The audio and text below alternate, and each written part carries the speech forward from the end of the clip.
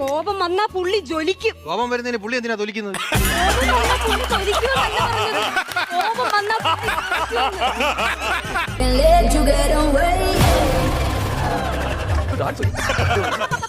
ഇന്ന് ഈ പുള്ളിയുടെ എന്തോ ആയിരുന്നു രാവിലെ എന്ന് പറഞ്ഞത്? കല്യാണം.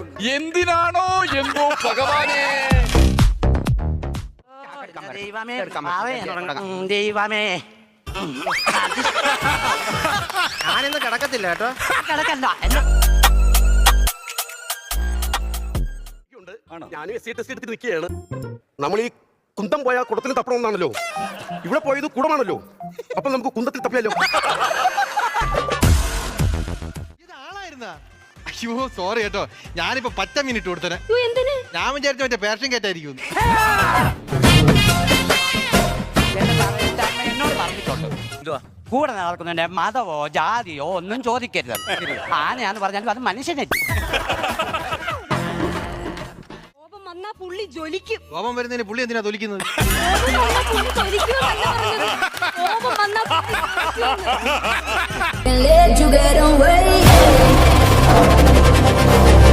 ഒരു കാര്യം പറട്ടെ, എനിക്ക് അങ്ങനെ പെണ്ണൊന്നും പെട്ടെന്ന് അങ്ങ് സെറ്റ് ആവൂല. എനിക്ക് ശുനകശാപമുണ്ട്. ആ കന്നിമാസത്തെ ഒരു പട്ടിയെ ഞാൻ കല്ലുറക്കി എറിഞ്ഞ് അതിനുശേഷം ആദ്യരാത്രി അടുത്ത് വരെ എത്തും. കല്യാണം അങ്ങ് മുടങ്ങുവാണെന്ന് എനിക്ക് ആദ്യരാത്രി. അങ്ങോട്ട് തുടങ്ങാം. എന്റെ പോന്നെ. ദൈവമേ ദൈവമേ ഞാനിന്ന് കിടക്കത്തില്ല കേട്ടോ. കിടക്കണ്ട. വണ്ടി കുറച്ചു നേരം അവിടെ ഓഫ് ആക്കിയിട്ട് എന്നാലേ എഞ്ചിൻ നടക്കത്തുള്ളൂ. ഇല്ല, ഞാന് ചെക്കന്റെ അളിയനായോണ്ട് പറയാണ്, ഈ എഞ്ചിൻ എടുത്ത് നമുക്ക് നമ്മുടെ ഫ്രിഡ്ജ് ചെറുതാണ്, ആ ഫ്രീസറിൽ വെച്ചാൽ അത് തണുക്കൂല. ടൂറിസ്റ്റ് ചോക്കാബാറല്ല.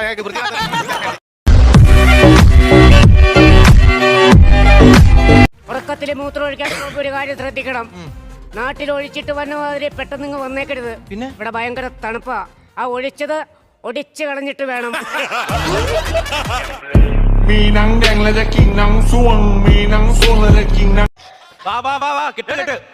നീ എങ്ങോട്ടാ തിരിഞ്ഞിരിക്കണേ? അങ്ങോട്ടല്ലേ ഫ്രണ്ട്? ഫ്രണ്ട് ഇങ്ങോട്ട്. അത് പറയണ്ടേ? ഫ്രണ്ടും ബാക്കും അറിഞ്ഞൂടാത്തവൻ കല്യാണം കഴിച്ചിട്ട് എന്തോ ചെയ്യുമോ ഇങ്ങോട്ട്.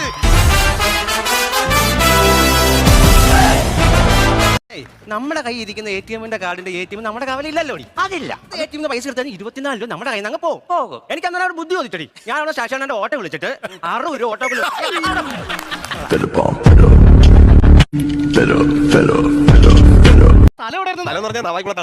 നവായിക്കുളത്ത് ഇടവന്നില്ല നമ്മൾ ആ ജംഗ്ഷൻ ഇറങ്ങി താഴോട്ട് പോകുമ്പോഴത്തേക്ക് ഒരു തേരി കയറി അവിടെ ഒരു കട ഉണ്ടല്ലേ?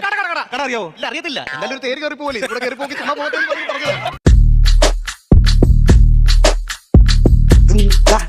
ഇവിടെ നിന്നാ പെൺകുട്ടിയില്ലേ, അത് മോളാണ്. എന്റെ വളർത്തു മോളാ. ആണോ? ഞാൻ അവളെ എടുത്തു വളർത്തിയതാ. അവളെ വളർത്തുന്നതിന്റെ ഇടയ്ക്ക് ഞാനാണെങ്കിൽ വളരെ മറന്നും പോകും.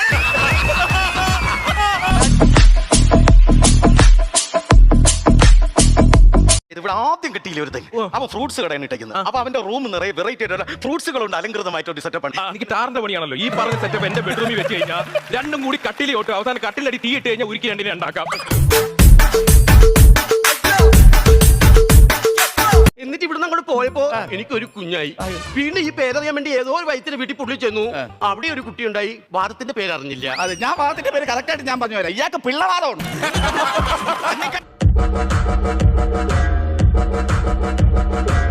എന്റെ ഒരു പഴയ കാമുകൊണ്ടായിരുന്നു ബാബു. അവനൊന്ന് വിളിച്ചു വരുത്താൻ പറ്റുമോ ചോദിച്ചു. ബോധം കിടത്തി നോക്കിയപ്പോ ചേച്ചി കാണുന്നത് രായനിൽ ബാബു. എടുക്കാൻ കെട്ടി വിളിച്ചു. എടുത്തോണ്ട് ബാബുവിനെ എടുത്തോണ്ട് ഒറ്റ പോകണം. എടാ, ഇന്ന് നമ്മുടെ മുറി സർക്കാർ ആശുപത്രിയിലെ ലേബർ റൂം ആക്കും. എങ്ങനെ? പ്രസവിച്ച് കിടക്കണം, അമ്മയും കുഞ്ഞും കിടക്കണം മാതിരി നമ്മളവിടെ കിടക്കും. രായൻ കല്യാണം കഴിച്ചാണോ? എത്ര? 2 പിള്ളേര്. 2 പിള്ളേരോ? അപ്പൊ ഈ രാജന്റെ ഭാര്യയും പിള്ളേരും ഇപ്പൊ എന്ത് ചെയ്യുന്നു? അതിനല്ലേ ഞാൻ ഗൾഫിൽ വന്നിരിക്കണം.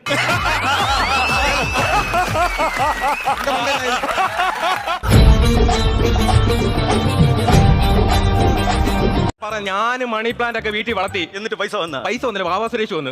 വീട് മൊത്തം ഇതങ്ങ് പടർന്നു വന്നിരിക്കും. എവിടെ നിന്നൊക്കെയാ പാമ്പ് വന്നെന്ന് ആർക്കറിയാം. കൂട്ടത്തിൽ വന്ന ഒരു പെൺപാമ്പിന് അച്ഛനോട് പ്രേമം.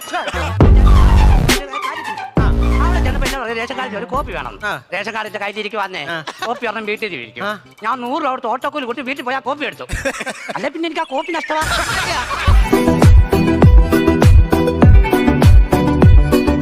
ഞങ്ങളൊരു പുതിയ ബിസിനസ് പ്ലാൻ ചെയ്തിട്ടുണ്ട്. എന്ത് ബിസിനസ്? മഞ്ഞിലൂണ്. മഞ്ഞിലൂണയല്ല, മഞ്ഞിലൂണ്. വീട്ടിലൂണെന്നല്ലേ? അത് നാട്ടില്. വളരെ മോശമാണ്. 2 പിള്ളേരെ വളർത്താൻ നിവർത്തിയില്ല എന്നൊക്കെ ഞാൻ പറയും. എടാ 10ഉം 12ഉം 13 പിള്ളേരുള്ള അറബികളുടെ ഇടയ്ക്ക് ചെന്നിട്ട് നിന്റെ 2 പിള്ളേരുടെ അവസ്ഥ പറഞ്ഞു അമ്മ എങ്ങനെ സഹായിക്കാനാണ്?